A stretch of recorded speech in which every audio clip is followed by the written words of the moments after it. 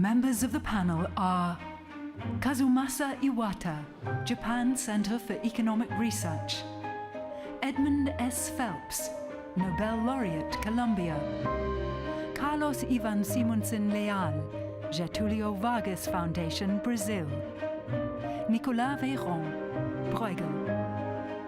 This panel is moderated by journalist Declan Curry.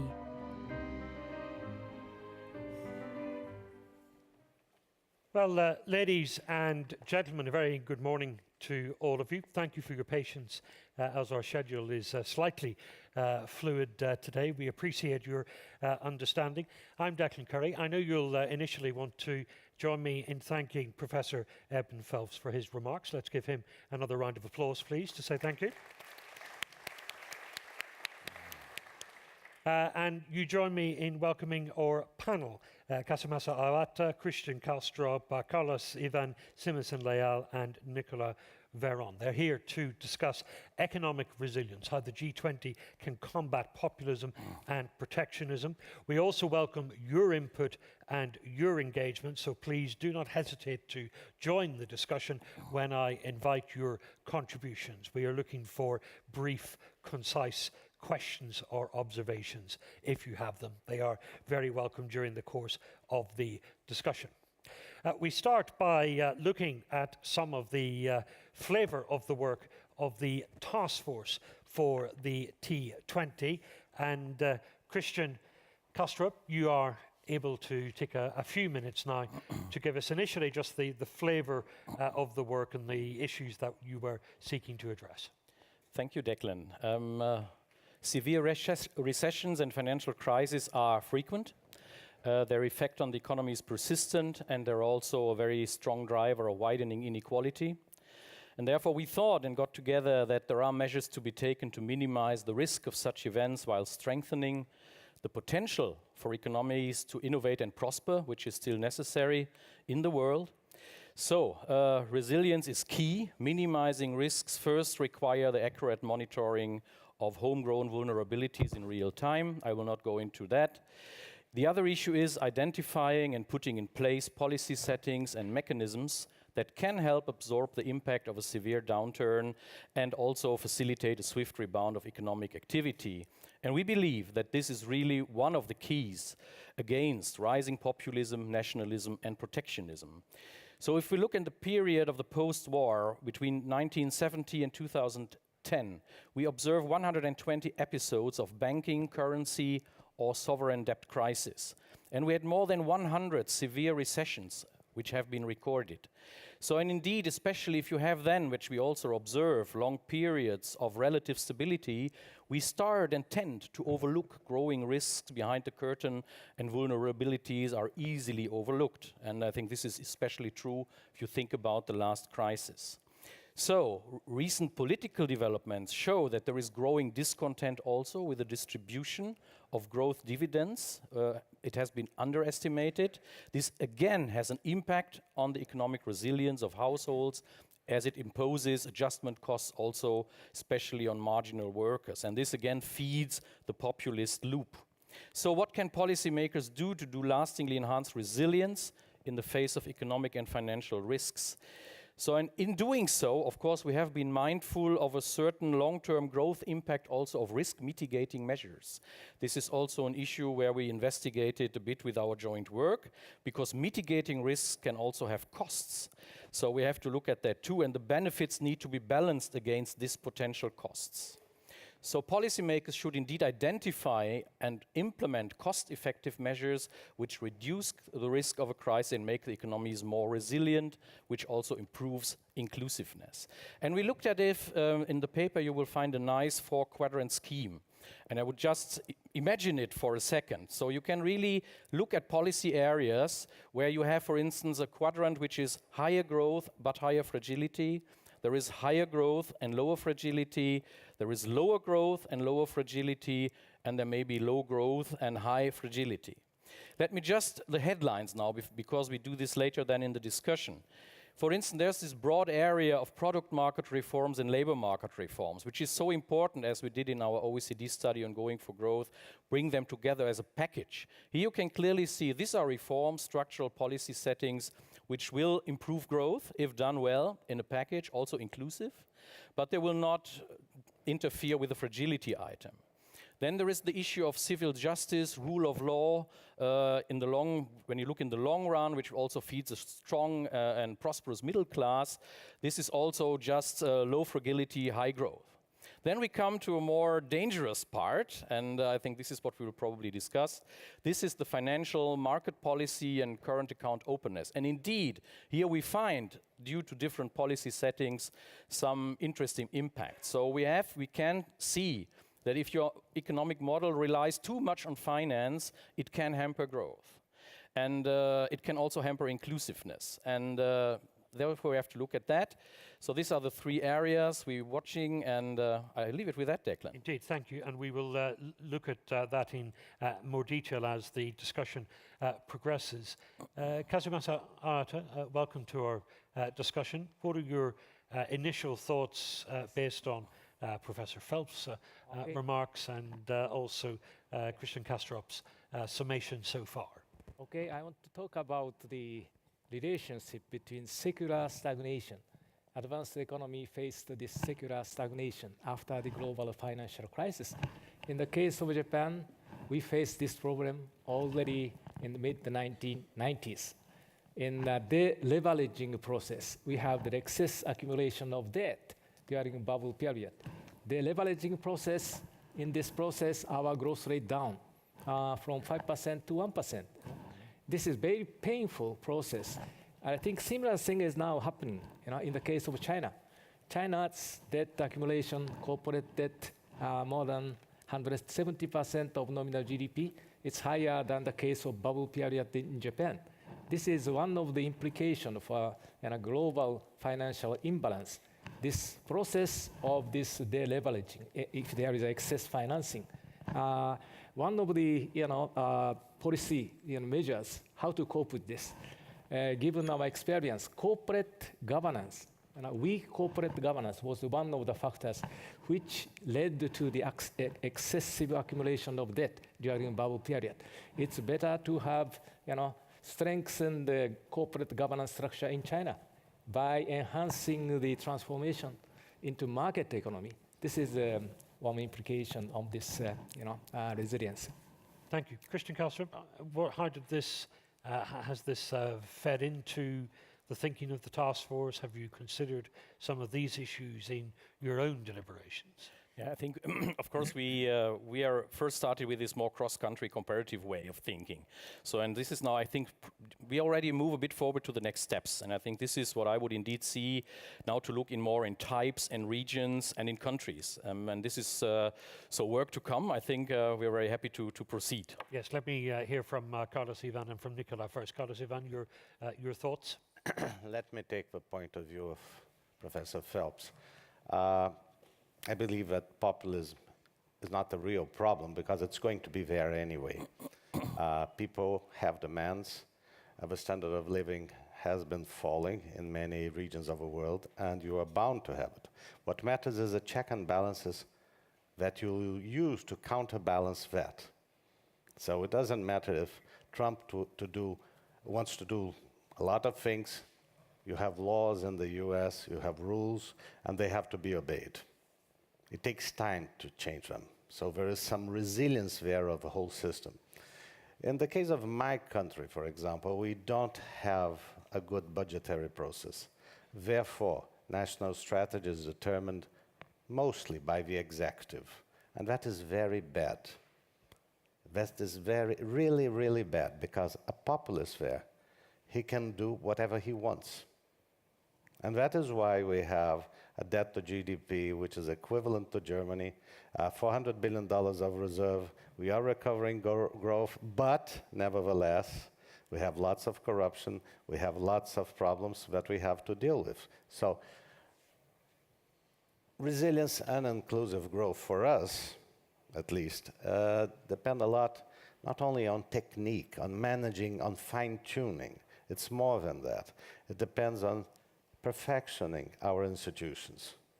For us, this is the main problem. So it's having the right institutional spirit. Yes, and the right culture behind that spirit, so that everybody has to believe in that. Of course, this is a necessary, not a sufficient condition. In order to have a sequence of good budgets that will yield inclusive growth, resilience, etc., you not only need to have a good budgetary process, you have to have good politicians that have this long-term view. And this, of course, depends on electors. Professor Phelps, a thought in response to what Carlos Ivan Simonsen Leal had to say about the importance of culture, of the institutional spirit, as opposed to strict rules. Well, I agree with all of that. The checks and balances are very important, but also the culture. The culture, bad cultural elements are costly, and good ones are not necessary, really. You used the word resilience. I knew there was something missing in my remarks this morning, and that was the word resilience. and over the days, I did once or twice think to myself, what's this going to be about, this resilience thing? And I recalled the first time I heard the word used in the economic context was an interviewer from Germany, in fact, who asked me about resilience, and I had to ask her what she was talking about. Now I think I know. One of the problems that's arisen in recent years is that I'm thinking of the economies of the West, but I know that goes beyond this.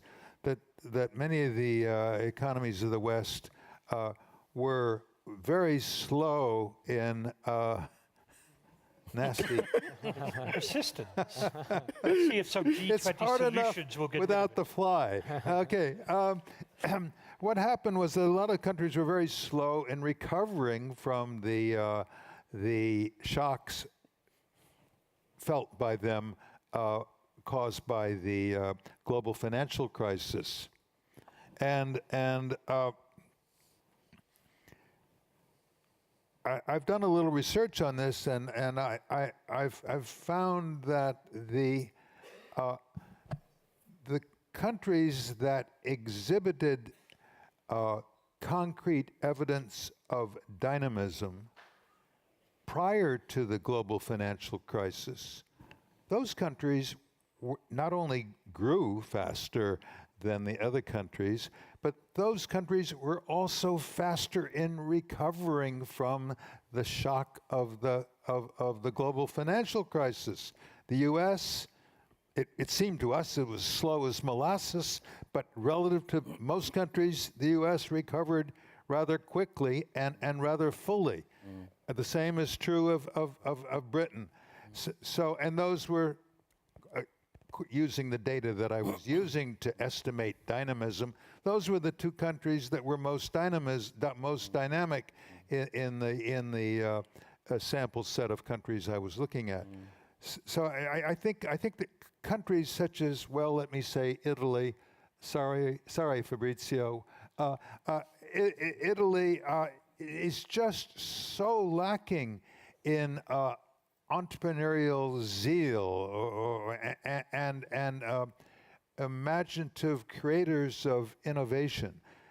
There's just, I mean, the creativity is there. It's all in we all human beings have plenty of zeal in us and plenty of creativity in us and imagination, but it's not getting out in Italy.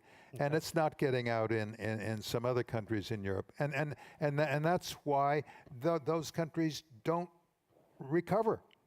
Thank you, Nicolas Véron. I'd like to pick up on this, and let me first say that even so I've been introduced as a fellow at Bruegel, I'm also at the Peterson Institute in Washington, D.C., so in a G20, T20 format, I would really find it unfortunate if my American affiliation was not mentioned. And this actually connects to my question or exhortation maybe to Professor Phelps, because I've always been a huge fan.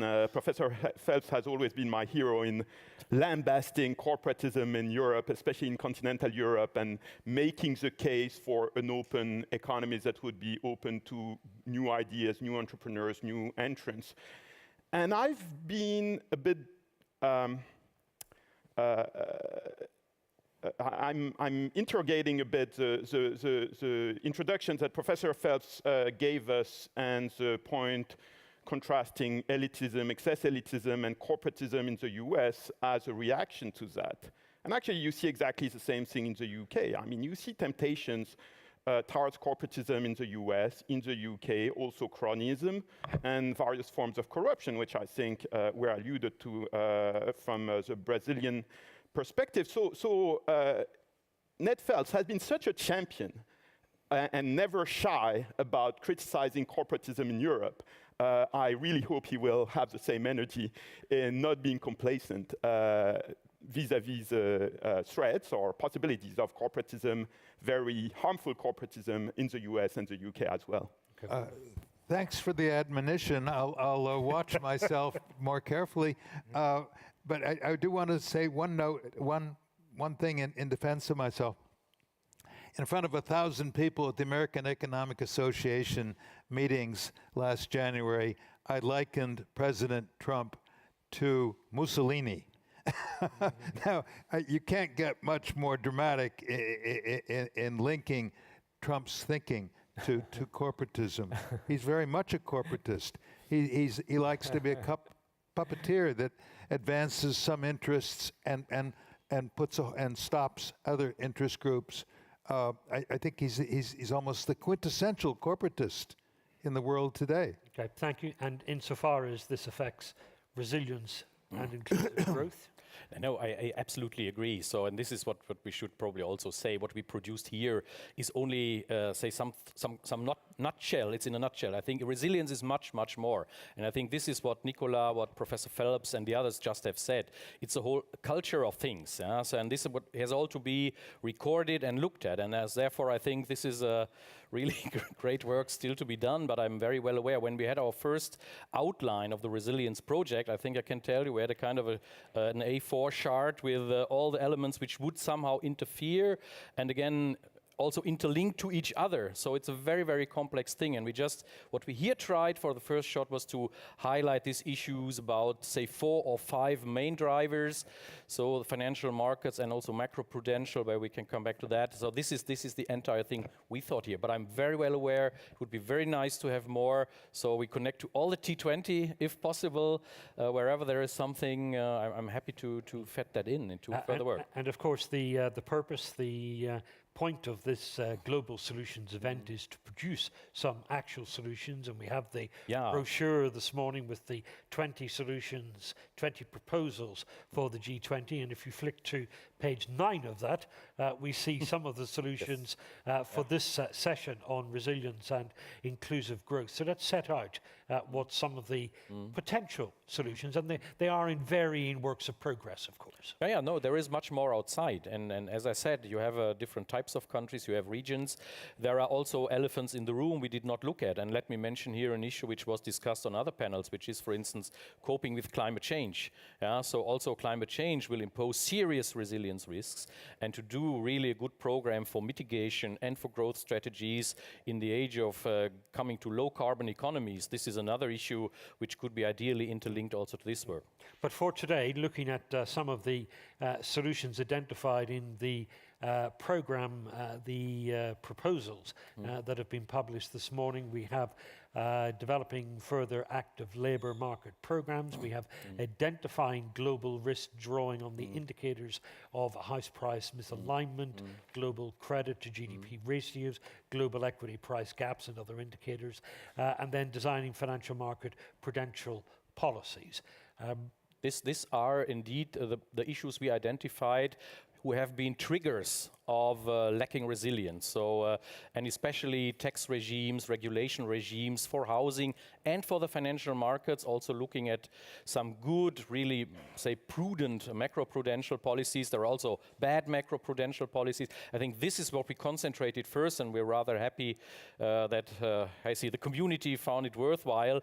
And again, this has to be developed further, and again, there is no one size fits all. This is the entire problem. This complexity, again, we also have to explain, because some people just drop out and say, anyway, I won't understand that, so go for easy, simple, populist solutions. This is what we're not going to do. Just as a broad brush, are we at risk of taking too much risk out of economic processes? I think at least we should be very, very closely looking at the possible gains. Of course, you can never look into the future to a full amount, but really we have to check the gains for growth with new economic and, say, financial models. Yeah, so a lot of countries had for years large gains from using, say, a finance-driven economic model. Now you see also the risks, and this, of course, shows up here in the results, that probably you need a better check, and not just a check by economists. He was also mentioned somehow ethical checks. So we should really see whether we can control this in the end. So sometimes it's like this famous story that you engage somebody, a wizard, who is doing for you a certain job, and then you can't stop him anymore. And I think this is what we really need to check, to have the right economic incentives, but also to have political control. Nicolas.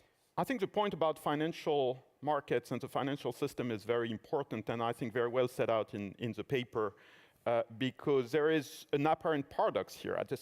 On the one hand, we say we need to control risk, and that's very much what Christian has just emphasized.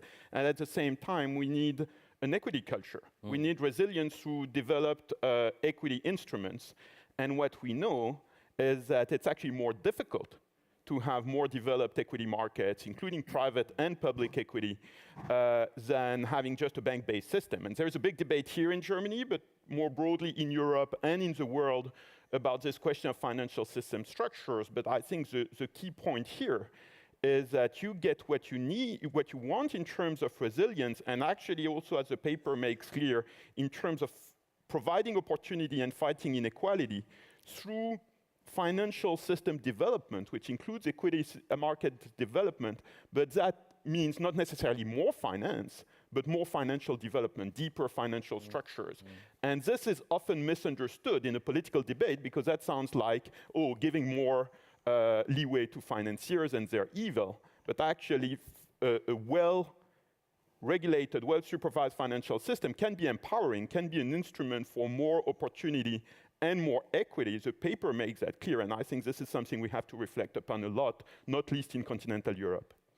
Yes, on this financing issue, I find there's a need, to transform the business model of existing banking sector.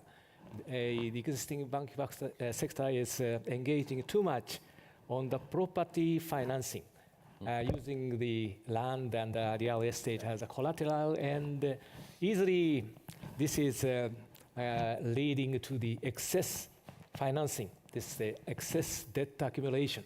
And now we are needing the new financing way, how to form the human capital. This is I find the improvement of institutional quality closely related to this problem. This is resilience can be improved by improving the quality of institutions. Institutions covers not only economic, but social and political. This is wide concept. And in this context, growth strategy and Abenomics, passing through 3 stages, growth aspect. This is aiming at improving the institutional quality. First, starting with the TPP. This is now, even though the TPP -1, US withdrawal from TPP, but Japan is prepared to stick to TPP -1. And also governance, corporate governance reform. This is the first stage. And the second stage is stabilizing the population size at 100 million, because we face the sharp decline working age population. which brought about one of the, this is the one of the factors secular stagnation appeared in our economy. Therefore, this is also very important, and eliminating the gender gap. And this is the second stage. And the third one is we are facing the labor market reform and education system reform. Now, the proposals on the insurance for children, insurance scheme for children, or the other, income contingent student loan, or the current education program, and those proposals now on the political agenda. This is the third phase. This is relating to the improvement of institutional quality. And if we success, in improving the quality of institution, that would strengthen the resilience of our economy against the large shock. Thank you. Yeah. A range of practical solutions. Carlos, Ivan, how do they Well, strike you? I am a little bit skeptical because all that was mentioned ignores two things. First of all, there is a big geopolitical game going on. The US is fantastic, is number one in innovation, is number one in universities, number one in many things, but it's not number one in public finances. It needs naval dominance of the sea lanes in order for the dollar to remain the international currency. Why do Arabs keep dollars? Why do they buy products from the US, weaponry? Because there is a Sultan base in Saudi Arabia. So it is a problem of naval dominance. And what is being challenged in the South China Sea is exactly that. So there's going to be a chicken-out game there, which is very dangerous, which is not controllable, which is not predictable, and for which Japan has been throwing lots of money. Japan has a second navy in the world, and very few people know that. Not only that, the game is very complicated. This is one big problem. There is no resilience apparatus that will sustain deleverage of the American economy if ever the US loses the capacity to create international liquidity, which depends on oil being traded in dollars, energy being traded in dollars. The second thing is a rise of the relative rhythm of innovation of Asia, of that reason of Asia, compared to the rest of the world. If we simplify, forget credit, forget everything, there are two things in the world: innovation and natural resources. You exchange one for the other. The South China Sea area has been increasing its level of innovation, and therefore natural resources are becoming more expensive for the people that produce innovation. And you see standards of living slowly falling in Western Europe and the US, especially for the blue collars. Of course, I'm simplifying the model. But these two problems are not easy problems. And these are the roots of what we have to deal. We may take care of banking systems, but at the end, banking systems will be broke. Why? Because you have stopped being competitive at an international level. So there are many issues there. It's not so simple as to take a series of things and treat them as if they were not connected. Just briefly, when you say there is no resilience mechanism, do you mean there is no resilience mechanism today, or do you mean that it is impossible to create one in the future? Mm-hmm. I don't know. I really don't know, because imagine that the game that's being played there, it's similar to the missile crisis around Cuba in '62 in North Korea. Obviously, the Prato Islands were a threat. They are a better threat, better game strategy if they are not finished, if you keep building them. Because if you finish, you have to enforce the threat, and that may be very dangerous. Okay, thank you. I need to stop you because the clock is against us. I'm going to ask our panelists for some final thoughts in just a moment or two, but I did say that I would like to welcome contributions from those of you who've been listening to this debate in the hall. We have a hand over here, so if we can have our cube microphone, we'll get to you as well. The little furry cube will approach you, and there it is. If you catch it and speak into it, we will all hear you. Thank you. No, I have to intervene because Ned Phelps mentioned me. I think the problem of Italy is not the lack of creativity of the businessmen, of the entrepreneurs. I think the problem is with the institutions, and I think I would agree with what you said last night, that, you know, in Italy we have had a sort of a tendency for social protection or social peace, as we call it, to create sort of laws and regulations which actually stifle the creativity of business. And but, you know, if you look at the recent example, you know, Ferrari just recently got rid of all the foreign experts in Formula One racing, and they put on Italian managers, and they won, you know, a couple of Grand Prix. And so I think, you know, the solution is probably having an Italian car with a German driver. I think that would do it. Okay, thank you, and we appreciate your restoration of national honour. This young gentleman here will pass the cube to that gentleman there. Hi, my name is Paul. I'm part of the Young Global program. Just one very quick comment. As a young person, I think populism and protectionism, to me, from another perspective, is just manifesting the rise of individualism. Now, in the olden days, we all talk about news as if we read it on a newspaper, but now today we talk about news as if we are in the scene.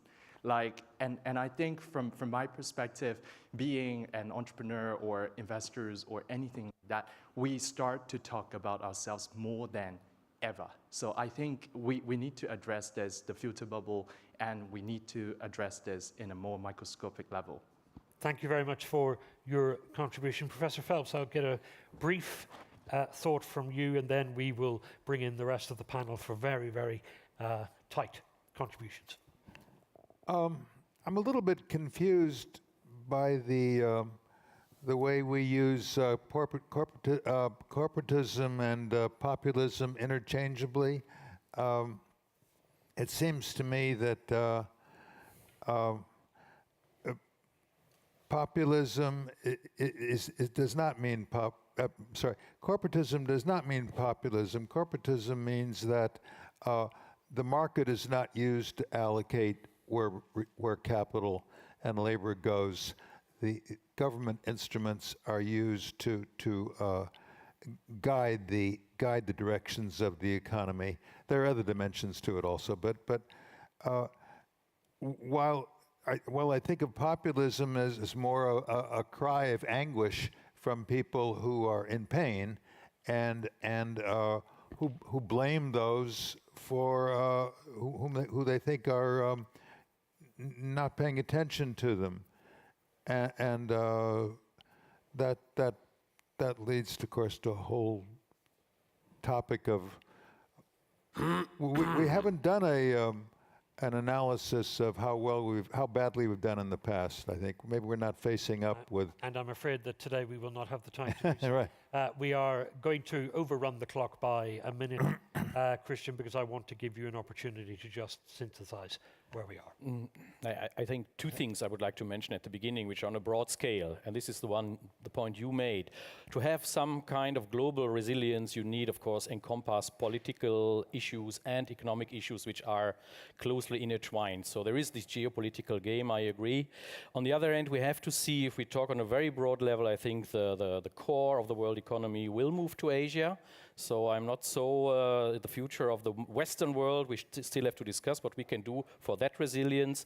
And we need more global governance. This is clearly to be seen. And there, I think the G20, the T20 process must play a role. Very last point, the rise of individualism, which was mentioned here.